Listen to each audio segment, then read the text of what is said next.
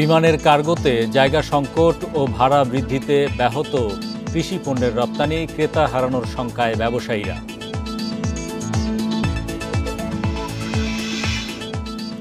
শেয়ারবাজার উন্নয়নে প্রধান উপদেষ্টার 5 নির্দেশনা, বহুজাতিক ও বড় কোম্পানি বাজারে আনতে প্রণোদনা দেওয়ার তাগিদ।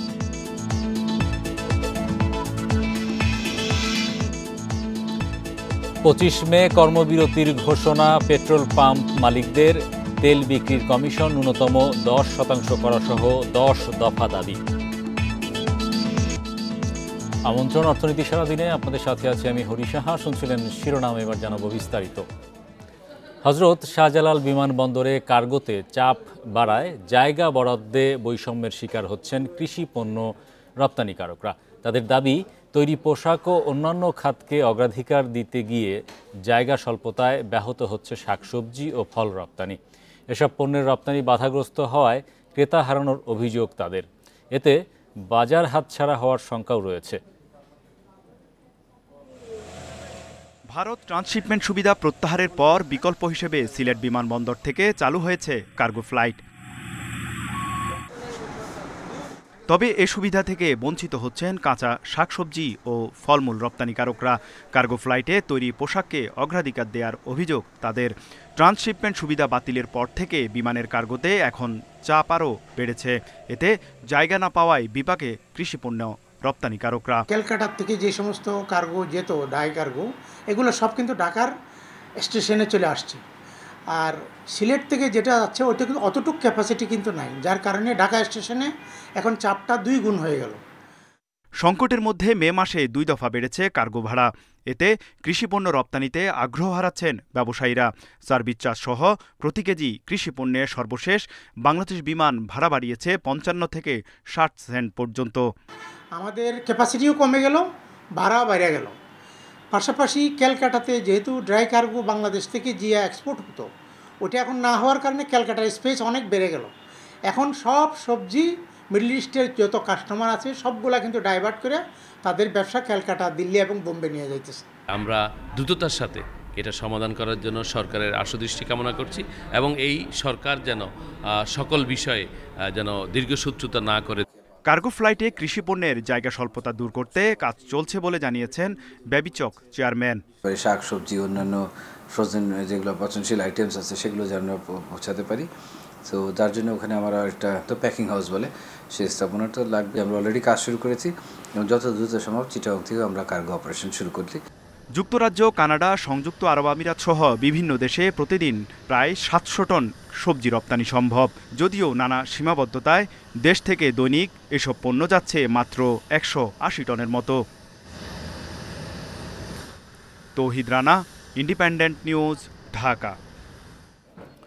শেয়ারবাজারের উন্নয়নে বহুজাতিক ও বড় বড় কোম্পানি তালিকাভুক্ত করার উদ্যোগ নেয়ার পাশাপাশি 5টি নির্দেশনা দিয়েছেন প্রধান উপদেষ্টা প্রফেসর মোহাম্মদ ইউনূস। সকালে প্রধান উপদেষ্টার বাসভবন যমুনায় পুঁজিবাজার সংশ্লিষ্টদের সঙ্গে অনুষ্ঠিত এক বৈঠকে এসব নির্দেশনা দেন তিনি। বৈঠক শেষে প্রধান উপদেষ্টার প্রেস সচিব শফিকুল আলম সাংবাদিকদের এ তথ্য জানান। তিনি বলেন, সংস্কারের মাধ্যমে পুঁজিবাজারে আস্থা ফেরাতে 3 মাসের মধ্যে বিদেশ থেকে অভিজ্ঞদের আনার নির্দেশনা দিয়েছেন প্রধান উপদেষ্টা অধ্যাপক মোহাম্মদ ইউনূস। এছাড়া বেসরকারি খাতের বড় কোম্পানিগুলোকে শেয়ার বাজারে আনতে প্রয়োজনে প্রণোদনা দেওয়ার নির্দেশ দেওয়া হয়েছে। পাশাপাশি অনিয়মের অভিযোগ আছে এমন ব্যক্তিদের বিরুদ্ধে ব্যবস্থা নেওয়ার নির্দেশ দেন তিনি। এছাড়া যেসব বড় কোম্পানি ব্যাংক থেকে ঋণ নিচ্ছে তারা কিভাবে শেয়ার বাজার থেকে বন্ড ইস্যুর মাধ্যমে অর্থ সংগ্রহ করতে পারে তার প্রতি গুরুত্ব দেওয়ার কথা বলেন প্রধান উপদেষ্টা।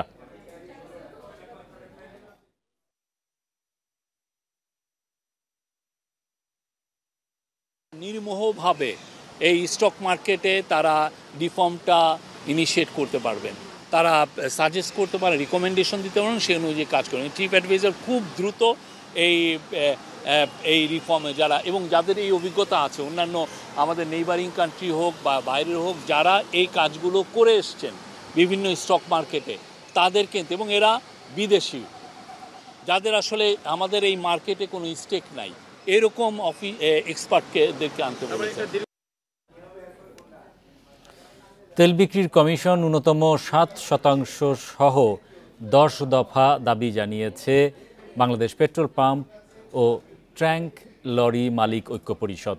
12 দিনের মধ্যে দাবি পূরণের আলটিমেটাম দিয়েছে সংগঠনটি, না হলে আগামী 25 মে আধা বেলা প্রতীকী কর্মবিরতির ডাক দেয়া হয়েছে। রোববার সংবাদ সম্মেলনে এসব ঘোষণা দেন পরিষদের যুগ্ম আহ্বায়ক সৈয়দ সাজ্জাদুল করিম কাবুল। এ সময় সংগঠনের পক্ষ থেকে বেশ কয়েকটি দাবি তুলে ধরা হয়। সড়ক ও জনপথ অধিদপ্তরের ইজারা ভূমির আগের মাশুলি বহাল, পে অর্ডার আবেদন নবায়নে সুবিধা দেওয়ার দাবিও তাদের। সংবাদ সম্মেলনে বক্তারা বলেন, জ্বালানি খাতের বিভিন্ন সমস্যার বিষয়ে সরকারকে জানানো হয়েছে, বারবার আশ্বাস দিলেও সমাধানের কোনো পদক্ষেপ নেওয়া হয়নি বলে অভিযোগ তাদের। এ কারণে জ্বালানি তেলের ব্যবসা বন্ধেরও হুঁশিয়ারি দিয়েছেন পেট্রোল পাম্প মালিকরা। 24 মের মধ্যে সব দাবি পূরণের সময়সীমা বেঁধে দিয়েছেন তারা।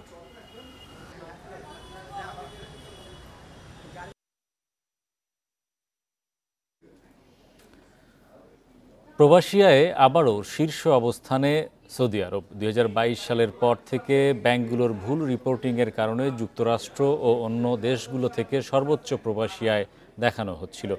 বাংলাদেশ ব্যাংকের নির্দেশনায় দেশভিত্তিক আলাদাভাবে আয়ের হিসাব করা গেল মাসে নতুন চিত্র উঠে এসেছে। বাংলাদেশ ব্যাংকের তথ্য অনুযায়ী এপ্রিল মাসে $275 কোটি প্রবাসী আয় এসেছে। এর মধ্যে সৌদি আরব থেকে এসেছে $49,14,00,000, যা মোট রেমিটেন্সের 17.86%। সংশ্লিষ্টরা বলছেন, প্রবাসীদের পাঠানো অর্থ বৈধ চ্যানেলে সরাসরি ব্যাংক এবং এক্সচেঞ্জ হাউসে দুই মাধ্যমে দেশে আসে। দেশের মোট প্রবাসী আয়ের বেশি অংশ আসে এক্সচেঞ্জ হাউসের মাধ্যমে। বিশেষজ্ঞরা বলছেন, গেল কয়েক বছর ব্যাংকগুলোর ভুল রিপোর্টিংয়ে অন্য দেশগুলোকে প্রবাসী আয়ের শীর্ষে দেখানো হয়েছিল। এখন থেকে যে দেশের রেমিটেন্স সেই দেশের আয় হিসেবে দেখানোর নির্দেশনা দিয়েছে কেন্দ্রীয় bank.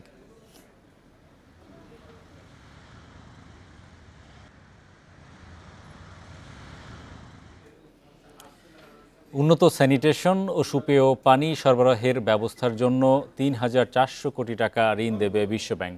Chittagong water supply development প্রজেক্টে এ অর্থ দেবে সংস্থাটি। শনিবার অর্থনৈতিক সম্পর্ক বিভাগ ও বিশ্বব্যাংকের মধ্যে এ বিষয়ে চুক্তি সই হয়েছে। এ সময় বাংলাদেশ সরকারের পক্ষে ইআরডি সচিব শাহরিয়ার কাদের সিদ্দিকী উপস্থিত ছিলেন। বিশ্বব্যাংকের পক্ষে চুক্তিতে সই করেন ঢাকায় নিযুক্ত বিশ্বব্যাংকের ভারপ্রাপ্ত আবাসিক প্রধান গেইল এইচ মার্টিন। প্রকল্পটি 2030 সালের মধ্যে বাস্তবায়িত হবে বলে জানানো হয়। এ প্রকল্প স্যানিটেশন ব্যবস্থার উন্নতি, চট্টগ্রাম মহাসার পরিচালন দক্ষতা উন্নয়ন ও আর্থিক সক্ষমতা বাড়াতে ভূমিকা রাখবে বলে আশা করা হচ্ছে।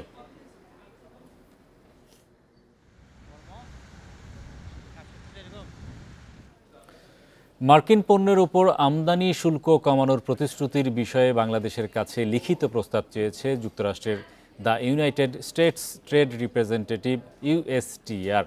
গেল 7 মে বাণিজ্য উপদেষ্টা শেখ বশির উদ্দিনের কাছে লেখা চিঠিতে USTR প্রতিনিধি জেমিসন গ্রেয়ার বিষয়টি জানান। তিনি বলেন, যুক্তরাষ্ট্রের সঙ্গে বাণিজ্য ব্যবধান কমিয়ে আনার জন্য বাংলাদেশের উদ্যোগ ইতিবাচক। মার্কিন প্রেসিডেন্ট ডোনাল্ড ট্রাম্পের পাল্টা শুল্ক নীতি নিয়ে আলোচনা শুরুর পদক্ষেপে সাড়া দেওয়ারও প্রশংসা করেন গ্রেয়ার। তার টিম বাংলাদেশের শুল্ক ও শুল্কজনিত বাধা কমানোর জন্য প্রস্তুত। স্থায়ী দ্বিপাক্ষিক বাণিজ্য ঘাটতি মোকাবিলায় বাংলাদেশের সঙ্গে যুক্তরাষ্ট্র যোগাযোগ করতে প্রস্তুত বলেও জানান তিনি।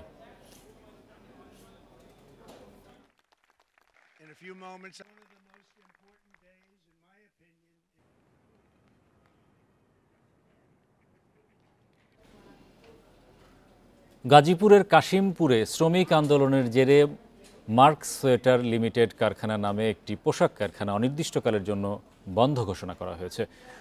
বন্ধ কারখানা খুলে দেওয়ার দাবিতে বিক্ষোভ করেছে শ্রমিকরা। শ্রমিকদের অভিযোগ, মজুরি বৃদ্ধির দাবিতে তারা কয়েকদিন ধরেই আন্দোলন করে আসছিল। আজ এ নিয়ে তাদের সিদ্ধান্ত দেওয়ার কথা ছিল, কিন্তু সকালে কারখানার গেটে অনির্দিষ্টকালের জন্য বন্ধের নোটিশ দেখতে পান তারা। এ সময় তারা কারখানা খুলে দেয়া সহ APM হাসমতের অপসারণ দাবি করে বিক্ষোভ করেন। পুলিশ জানায়, কারখানা খুলে দেওয়ার দাবিতে ক্ষুব্ধ হয়ে বিক্ষোভ করেন শ্রমিকরা। তবে কারখানা এলাকায় আইনশৃঙ্খলা বাহিনীর সদস্য মোতায়েন থাকায় কোনো অপ্রীতিকর ঘটনা ঘটেনি। ঝালকাঠির রাজাপুরে 6 শতাধিক গ্রাহকের 12 কোটি টাকা নিয়ে পালিয়েছে গ্রাম বাংলা সঞ্চয় ও ঋণদান সমবায় সমিতির 3 মালিক। এই ঘটনায় ভুক্তভোগী গ্রাহকরা এনজিওর কার্যালয়ের সামনে মানববন্ধন ও বিক্ষোভ কর্মসূচি পালন করেছে। গ্রাহকদের অভিযোগ, গ্রামের সাধারণ মানুষকে নানা প্রলোভন দেখিয়ে এফডিআর হিসেবে কোটি কোটি টাকা জমা নেন এনজিওর 3 মালিক। অনেকে ঋণও নিয়েছেন নিয়মিত কিস্তি পরিশোধের মাধ্যমে, কিন্তু হঠাৎ করেই প্রতিষ্ঠানটি বন্ধ হয়ে যাওয়ায় সাধারণ মানুষ নিঃস্ব হয়ে পড়েছেন। বিক্ষোভকারীরা দোষীদের দ্রুত গ্রেপ্তার ও টাকা ফেরতের দাবি জানান। লিখিত অভিযোগ পেলে ব্যবস্থা নেওয়ার আশ্বাস দিয়েছে পুলিশ।